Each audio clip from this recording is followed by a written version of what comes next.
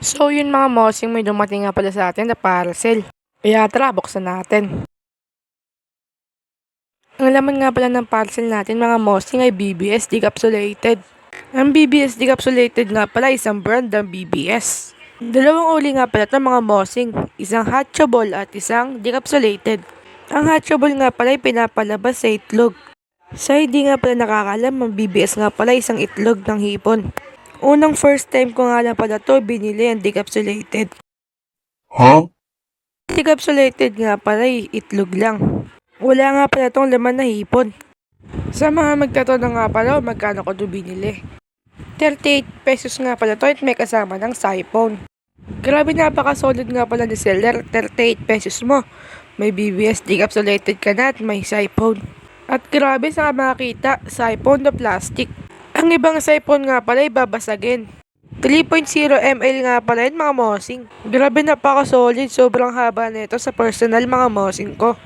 So ito nga pala ang ating decapsulated BBS. Grabe mga mosing, 10 grams mo ay parang 20 grams na. Grabe, napaka-solid talaga niya seller. Kung mapapanood mo nga pala to seller, shoutout sa'yo. Sana pag bumili ulit ako sa'yo, aquarium na ang palibis mo. Di, joke lang. Ganyan nga pala karami 10 grams ni seller. Grabe, 10 grams mo parang 20 grams na eh. Oh my God! O yan, para maniwala kayo, 10 grams lang yan at hindi yan 20 grams. Kung makikita nyo nga pala may nakalagay dyan na no need to hatch. Yan nga pala sinasabi ko sa inyo mga mosing. Hindi na natin kailangan na aerator.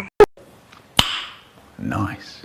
Kung makikita nyo nga pala decapsulated, baby bride shrimp, no need to hatch. Sheesh! Ang decapsulated nga pala ay may expiration day. As rules nga pala November 2027. Kaya lang umintindi yun mga mosing. Pero solid seller 2 years ang expiration day mo. Ipapakita ko nga pala sa inyo paano ko to pakain. Kaya tara, samahan nyo ako. Let's go! So ito na nga pala ang ating mga fry, no? Sa fry nga pala natin susubukan na ng ating biniling decapsulated.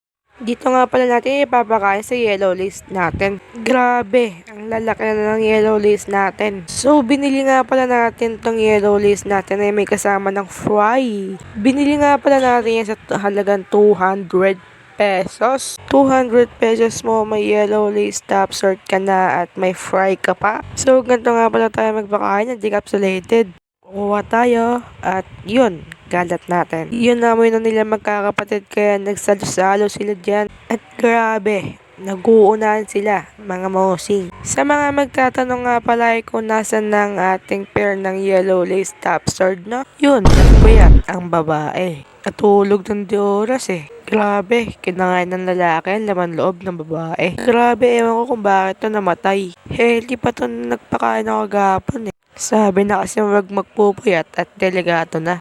Hindi nga lang pala siya nagpuyat mga mosing. Kasama niya nga lang pala matulog ang ating platinum koi. Sabi ko si kagabi wag na magpuyat eh. Gayahin niyo hamon nyo, hindi nagpupuyat. Eh gagi, nagpakita si bossing.